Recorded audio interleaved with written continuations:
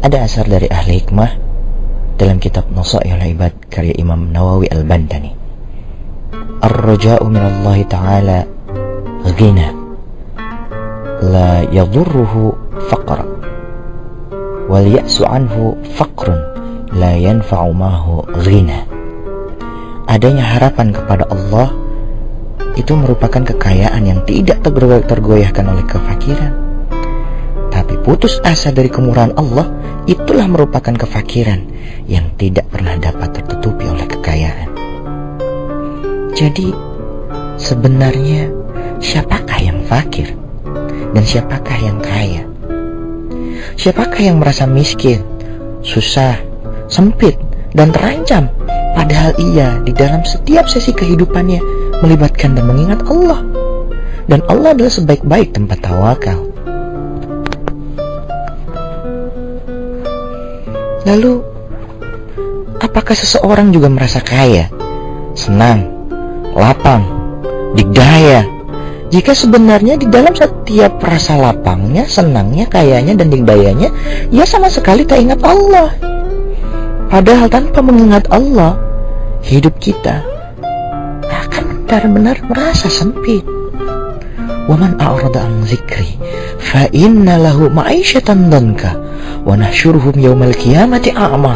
Begitu hebatnya Allah mengingatkan kita bahwa seandainya hidup kita di dunia ini tidak pernah mengingat Allah, jauh dari Allah, maka فَإِنَّ لَهُ مَعِيشَةً ضَنْكَ, maka hidupnya akan menjadi hidup yang donka, sempit.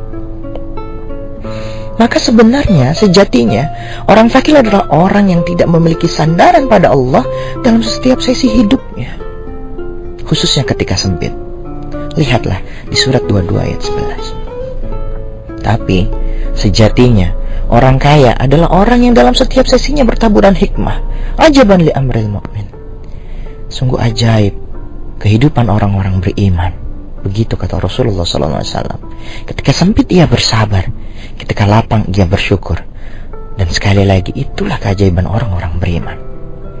Bukanlah si kaya kalau dengan kelapangannya ia belum bisa berkorban di jalan Allah. Bukanlah ia disebut miskin jika dalam kesempitannya ia bisa berkorban di jalan Allah. Berkorban menurut para ulama adalah sesuatu yang kita keluarkan dengan muncul rasa berat, tapi tetap kita keluarkan demi yang kita cintai, harapkan, atau yang kita tuju.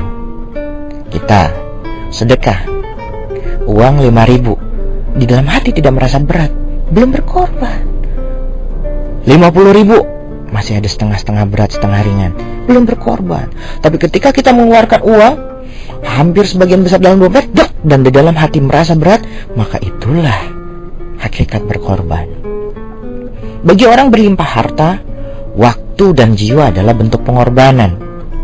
Bagi orang miskin, infak harta bisa jadi pengorbanan. Dan bagi orang berilmu, sikap tawadu tak meninggi, siap dinasehati, dan hilangkan sombong di hati, bisa jadi itulah pengorbanan orang-orang berilmu. Orang jauh dari berkorban karena ia kikir, karena ia merasa sesuatu itu menjadi miliknya. Padahal kata Allah, antumul fuqara ilallah. Padahal kita adalah orang-orang yang benar-benar fakir di mata Allah. Lihat surat Al-Baqarah ayat 268. Maka sahabat, berfakir-fakirlah kepada Allah. Insya Allah otomatis kitalah akan menjadi orang yang paling kaya di dunia dan di akhirat. Maka kembali lagi, Allah dulu, Allah lagi, Allah terus. Semoga Allah melapangkan kepada kita untuk makin lebih baik lagi. Wallahu a'lam bishawab.